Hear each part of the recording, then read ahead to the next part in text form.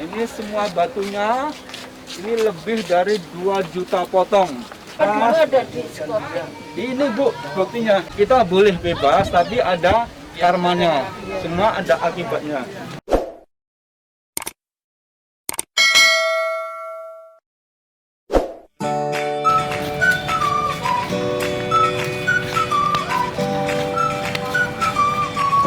Untuk pemberian tiket sebelah kanan yang beri tiket perwakilan 1 orang saja.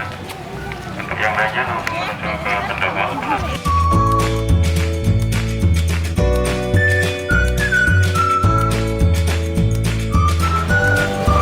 Selamat pagi, silakan untuk berangkat tiket. 4 orang dewasa semua ya, 200.000.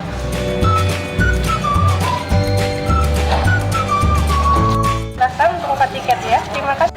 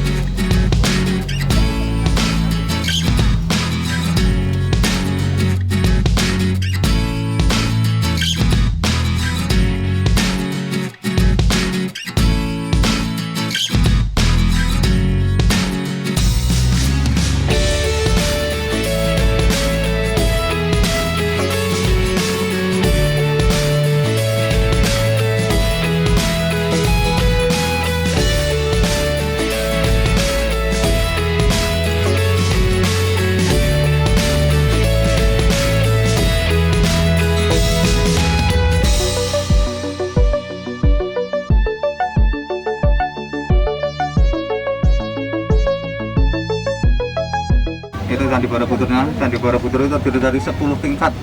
10 tingkat ada 3 bagian, Kama Datu, Rupa Datu, sama Arupa Datu. Nah, tapi sementara ini belum boleh naik, cuma sampai di pelatarannya. Jadi kalau pegang candinya bisa, tapi kalau naik ke candinya nggak bisa.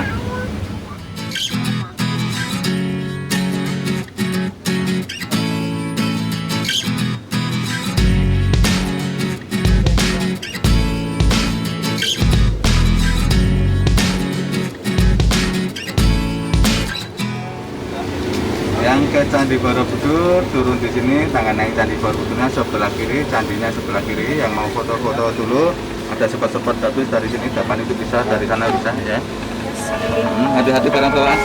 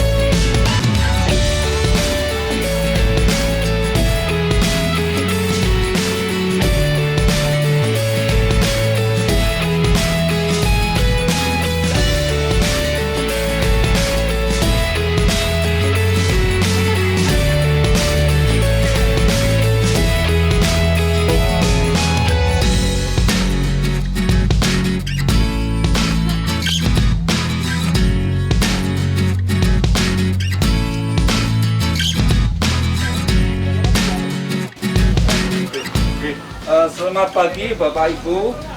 Jadi ini protokoler selama kunjungan sekarang itu di atas 140 orang dalam satu waktu, dan suhu tubuh tidak boleh melebihi 37,2. Tadi sudah dicek, ada stiker, yang stikernya hilang nanti dicek ulang di sini. Nah, kemudian yang ketiga, di atas tetap wajib menggunakan masker walaupun kita ambil foto. Kemudian menjaga jarak fisik antar pengunjung atau antar pengunjung yang lainnya. Kemudian pengunjung wajib menggunakan pemandu dan mengikuti aturan yang disatukan oleh pemandu. Jadi ini gunanya untuk mengatur alur kunjungan, cerita Borobudur sama cerita isinya demi pelestarian candi. Dan yang terakhir itu tidak boleh naik struktur candi. Jadi kita baru di halaman candi atau lantai 1 namanya Kamajatu. Nah, kemudian untuk jasa pemandunya itu 100.000 itu bayarnya setelah selesai. Ya, jadi maaf, ini 1, 2, 3, 4, 5, 6, 7, 8, 9 orang ya. Sampai itu enggak? Ya. Sudah, oh ya. Oh, mau ikut gabung, berarti kita 11 orang. 11 orang. Jawab Pak. Bisa dikatakan 10.000 per orang gitu ya. Nah, kemudian nama saya Nuruddin. Maaf, ini dari mana? Purwokerto, 11 orang. Ya, selalu ingatkan foto tetap pakai masker ya Pak. Ya, jadi itu sekali lagi. Ya nggak pakai masker soalnya. Jadi sekali lagi waktu foto itu tetap pakai masker. Jadi waktu foto sendiri atau minta tolong orang lain nanti tetap pakai masker ya. Ini kita di atas candi kurang lebih 30 menit. Iya, karena gantian dengan yang lainnya ya. Yuk, silakan masuk. Nah, ini semua batunya, ini lebih dari 2 juta potong. Nah, 2 juta potong, ambilnya dulu dari Gunung Merapi, sekitar 40 kilo dari sini ya.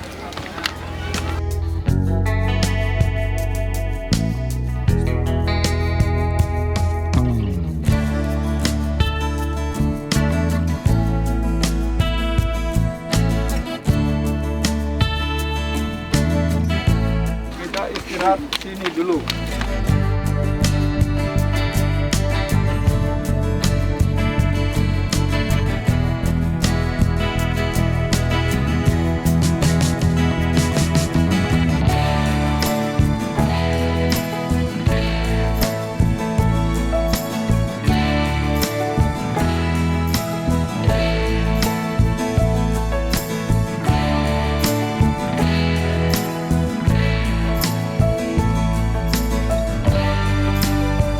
Tahapan untuk mengetahui kehidupan. Nah, yang kedua digunakan untuk menaruh abu nenek moyang yang telah meninggal. Jadi semacam kuburan. Nah, itu diletakkan di stupa-stupa kecil. Fungsi dari stupa-stupa kecil itu untuk menaruh abu nenek moyang yang telah meninggal. Yang ketiga digunakan untuk upacara-upacara, baik negara ataupun agama. Jadi sampai sekarang masih lanjut 1 kali dalam setahun itu upacara Waisak untuk memperingati lahirnya Buddha. Lantai 6 itu Pak ya? Di sini upacaranya. Di bawah cuman orang-orang yang disucikan, mereka keliling ke atas. Nah, kemudian penggunaan itu cuma 150 tahun, kemudian hancur total. Pusat pemerintahan juga pindah ke Sumatera jadi Sriwijaya, untuk yang Hindu pindah ke Jawa Timur jadi Majapahit. Jadi Borobudur dan Prambanan sama-sama waktu itu hancur selama 800 tahun. 800 tahun berarti ketemunya ini nggak ada, jadi ini cuma tumpukan batu. Karena waktu ditemukan oleh orang Eropa itu mereka semacam menemukan harta karun. Jadi mereka bisa ambil beberapa kepala, beberapa patung, jadi makanya sekarang tidak banyak yang utuh. Nah, kemudian ini pernah diperbaiki 2 kali. Pertama kita bisa melihat utuh candinya itu pada tahun 1911. Waktu itu di puncaknya ada 7 meter lebih tinggi seperti pagoda di Thailand. Tapi hancur oleh petir ya. Sekarang kita ganti penanggal petir. Dan tahun 1960 ini semua longsor. Jadi kita bongkar satu persatu, kita bersihkan, kita kasih pondasi, kemudian kita kasih pipa air dan dibuat lagi. Jadi sekarang ini oleh pemerintah sudah dijadikan monumen. Dalam arti tidak ada orang Buddha yang tinggal di sini. Digunakan oleh semua orang. Tapi kewajiban kita untuk ikut merawat sama melestarikan agar tidak hancur lagi. Dan sekarang tingginya ada 35 meter, besarnya 123 kali 123. Sebenarnya tinggi dulu tinggi seberapa? 42. Ada 7 meter lebih tinggi di puncaknya ya. Yang patung tadi paling besar itu pemerintah itu bukan gitu? Patungnya semuanya sama ukurannya. Ukurannya sama. Jadi ini patungnya ada 504 tambah 1 yang dari puncaknya sekarang diturunkan di museum. Itu semuanya sama ukurannya 120-an. Wajahnya juga sama. Yang beda itu posisi tangan. Kayak orang dulu itu olah kanuragan atau sekarang itu tai chi atau yoga. Yang pertama di sini kalau kita lihat itu di tarian Jawa dan Bali, yang pertama itu tangan kanan tertutup artinya memanggil. Nah, nanti yang kedua begini tuh sebelah selatan memberi atau sedekah. Yang ketiga itu sedang bertapa atau semedi. Kemudian yang keempat itu melindungi. Yang kelimanya mengajar tuh di tingkat 6. Sampai terakhir itu baru berbuat keadilan atau mutar udah dharma. Jadi semua tarian di Jawa dan Bali itu kan sama. Pertama begini memanggil, dan baru memberi, kemudian bertapa, kemudian melindungi, mengajar, yang terakhir stopnya gini, berbuat keadilan. Jadi tarian itu ada artinya. Nah, kalau dulu orang itu sampai mengeluarkan tenaga dalam jadi sakti-sakti ya zaman dulu. Oke, yuk kita pindah sebelah sana. Jadi ini lantai yang kita lihat dari depan, lantai 1 dan 2 ini tidak asli. Ini lantai tambahan untuk memperkuat candi. Jadi aslinya Candi Borobudur dimulai dari sini. Ini kalau kita bongkar ada 160 gambar. Seperti tadi yang kita ceritakan ini pelajaran awal menggunakan kebebasan. Jadi di situ semacam orang bekerja di spa atau rumah sakit. Mereka ingin menyembuhkan orang sakit dengan memijat, kemudian buat obat-obatan, buat air panas, kemudian mereka dapat gaji, anak-anaknya bisa makan, istrinya bisa shopping, kemudian bisa nabung juga. Nah, jadi bisa ke mall, jadi bisa senang, bisa ketawa gitu kan. Jadi kalau yang sini ini lain. Nah, ini yang keluarganya dia tidak mau bekerja tiap hari itu ke diskotik. Nah, jadi dulu ada yang berdansa, ada minum-minuman keras. Ini Bu, buktinya. Nah, itu kan posisinya memang berdansa. Yang bawah itu minumnya sampai perutnya besar, gelasnya juga dulu sudah bagus gelasnya. Jadi itu kan gelasnya dari zaman dulu, bukan buatan sekarang. Nah, ini yang untuk apa? Kalau sekarang itu kayak vapor. Nah, ini yang untuk hisap-hisap itu ya. Nah, itu udah ada zaman dulu. Kemudian ini satu orang dengan 2 wanita. Nah, kemudian di sini karena dia lupa keluarganya, anak-anaknya bersedih. Tidak ada makanan, tidak ada uang, dan ibunya juga tidak bisa ke mall, tidak bisa shopping. Nah, jadi ini kita boleh bebas, tapi ada karmanya, semua ada akibatnya. Dan cerita ini tidak ngarang, itu ada cerita aslinya, dulu tertulis. Nah, di sini kita bisa lihat yang ada tulisannya.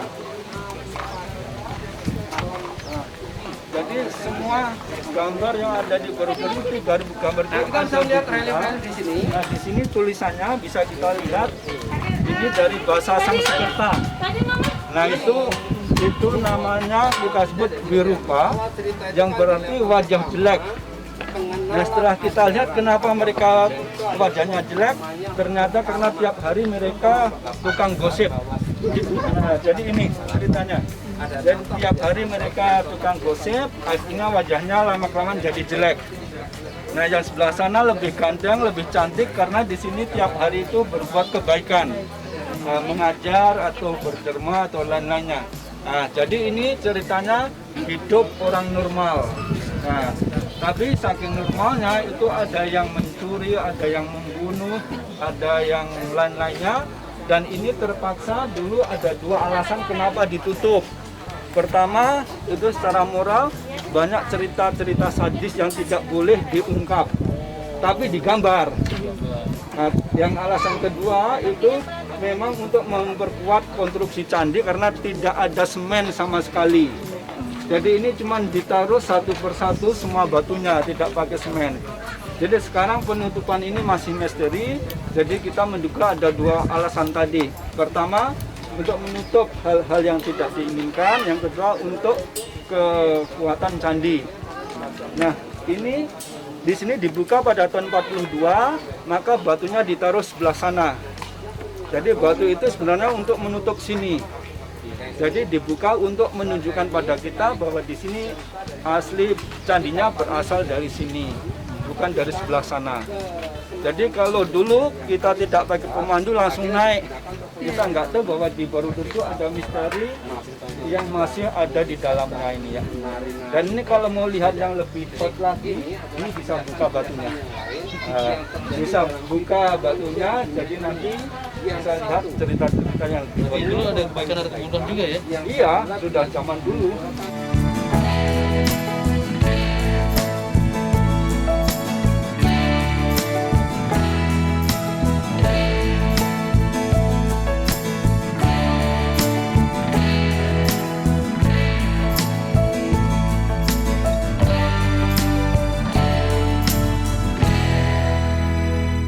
Nah, kemudian di sini kita bisa lihat ini ada kemiringan di lantai ini. Nah, jadi ini membuktikan bahwa benar-benar candi ini dibuat di atas bukit.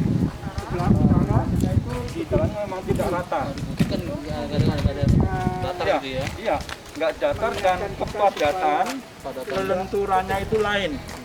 Jadi mungkin sebelah sini agak lentur karena mungkin bukitnya dulu kan tidak bundar sekali. Nah, kemudian desain candinya ini, kalau kita lihat dari sana ke sini, ini tidak murni kotak lurus, tapi kotak tadi dibuat kayak desain bunga teratai. Nah, jadi kalau kita lihat dari atas, kita pakai drone, ini benar kayak bunga teratai di tengah-tengah air. Nah, makanya di sini di bawahnya, di sini adalah cekung, kemudian dikelilingi oleh gunung. Oleh beberapa gunung, jadi air mengendap di sekitarnya. Jadi dulu seperti bunga teratai di tengah-tengah danau, di tengah-tengah air ya. Jadi mereka mengambil simbol dari bunga teratai, itu satu-satunya bunga yang hidupnya itu dari tempat kotor, dari lumpur. Ternyata bunga teratai itu dari lumpur tapi jadi baik gitu ya? Nah betul, nah maksudnya itu jadi kalau dibuat pelajaran, walaupun masyarakat kita jelek, kalau bisa jadi orang baik. Bisa jadi orang baik. Nah, jadi nggak terpengaruh oleh lingkungan sekitarnya. Nah itu bunga teratai itu kalau di tempat bersih kan malah nggak hidup tuh ya.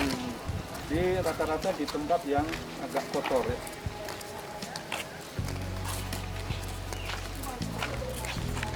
Kenapa Candi Borobudur ini sekarang tidak masuk ke keajaiban dunia? Nah, itu yang Nah, kalau dulu Dulu itu kan keajaiban dunia itu kalau ajaib kan orang cuma bilang wow bagus sekali. Tapi sekarang dinaikkan menjadi warisan budaya dunia. Warisan budaya ini termasuk budaya internasional yang paling baik di tahun tersebut. Jadi setiap periode, setiap generasi itu kan karya terbaik manusia kan diteliti. Kalau zaman sekarang karya terbaiknya kan sementara ini internet atau online. Kalau dulunya adalah candi. Nah, candi yang paling unik itu adalah Borobudur. Termasuk itu inti yang tidak bisa kita lihat itu ajaran atau cerita-cerita. Yang tidak ada di tempat lainnya itu ceritanya. Di ceritanya ini paling komplit. Jadi istilahnya kan ini patung-patung ini kan bukan salah sekedar patung aja gitu. Iya betul. Cerita gitu. Ada cerita. Jadi Baik dan buruk ada di sini. ya istilahnya kayak kalau bicara di Prancis waktu kebangkitan, nah itu kan ini kayak revolusi manusia dari yang cuma memikirkan badan naik untuk memikirkan setelah meninggal. Nah, ya, karena dulu orang kan perlu sebuah tempat untuk menjelaskan. Kalau cuma diomongin terus, nah, kurang percaya ya. Siapa yang diwariskan ya ini semua pengunjung yang ada. Jadi semua pengunjung diharap tahu minimal menghormati orang dulu yang sudah tua, dua ikut merawat untuk bersahabat. Karena dulu ini banyak pencurian sebelum dimasukkan ke situ. Termasuk di sini, ini kan patung singanya dulu dua. Nah, yang satunya ini dulu pernah dicuri atau dihadiahkan ke negara Thailand.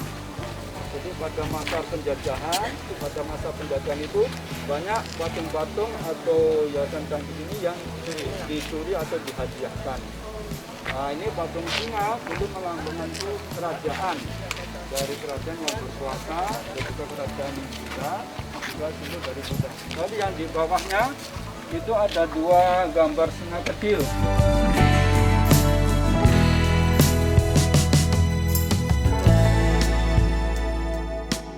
Corokolo. Nah itu artinya bahwa hidup kita dimakan waktu.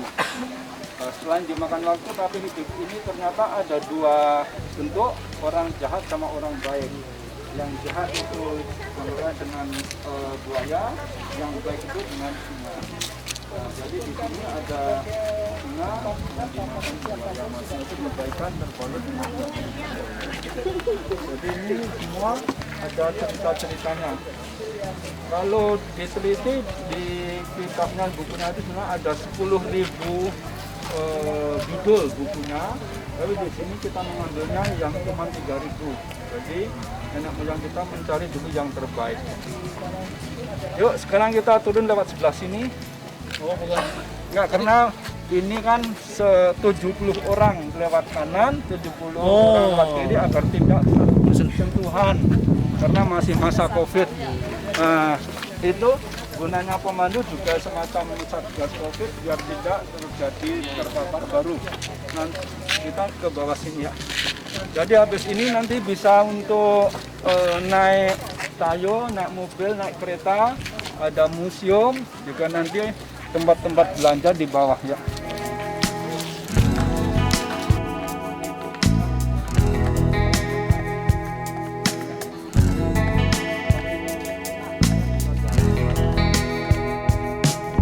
Nanti di sana kita tunjukkan, itu ada semacam gunung yang bentuknya kayak raksasa sedang tidur.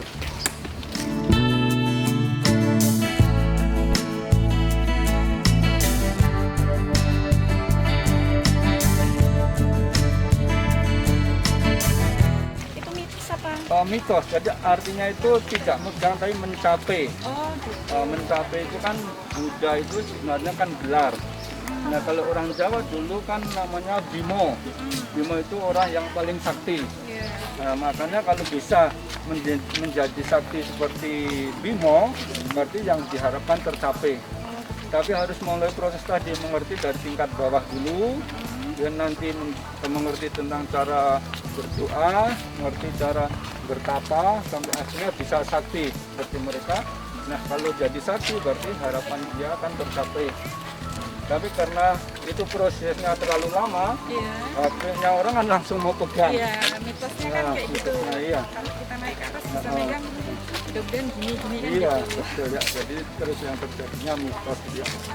Nah, ini ya, jadi gunung ini kalau kita lihat itu kayak raksasa yang sedang tidur.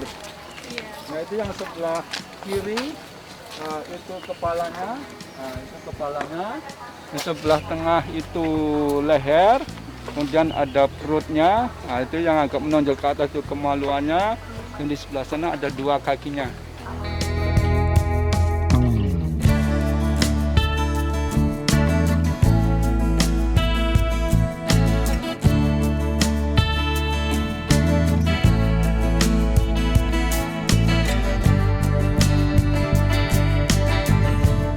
Ini masuk Kabupaten Magelang, yang sebelah sana termasuk Yogyakarta, Samigaluh atau Kulon Progo. Jadi sebelah sana bisa langsung ke Bandara Baru Yogyakarta, itu sebelah selatan itu Samigaluh, yang sebelah sini masuk Kabupaten Magelang. Nah, di situ nanti kalau mau lihat-lihat di samping Borobudur itu ada namanya selfie bagus, itu namanya Swarga Bumi. Foto-foto di tengah-tengah sawah. Kalau mau makan yang enak, di atas sana, di atas sendiri itu ada restoran namanya Mata Langit. Oh, Di atas itu Mata sebelah sana. Langit. Mata Langit. Ada jalan sana. Mendaki. Oh. Ada jalan. Oh. Jadi Di pakai sana motor. ada restoran. Ada restoran namanya Mata Langit, bagus melihat pemandangan ke bawah ya. Ada mobil. Ada mobil. Dari pakai sini? mobil. Enggak, dari mobilnya ibu. Tapi sana karena saking enaknya satu orang minimal 220.000. Oh, yang tadi ya. Kalau yang di lebih elit lagi namanya Aman Jiwo. Oh itu iya. satu orangnya 500.000. Hotel ya? Oh iya, di resort. hotel resort. Yang katanya semalam berapa? 15 juta sampai 75 juta. Iya, yang di Siapa? Presiden Soekarno, semalam itu Asyanti. Santi. Iya, di situ. Oke, jadi Bapak Ibu saya sampai di sini. Ya. Jadi sekarang waktu bebas dari ini ke Yang kemarin kanan. Asyanti itu. Nanti Iya, bisa Kak. lihat Di sini gajah, lihat museum, lihat kafe atau tempat-tempat belanja Ini itu di ke sebelah kanan. Ke kanan. Ke Nanti kanan. pintu keluarnya Betul, langsung ke kanan ya.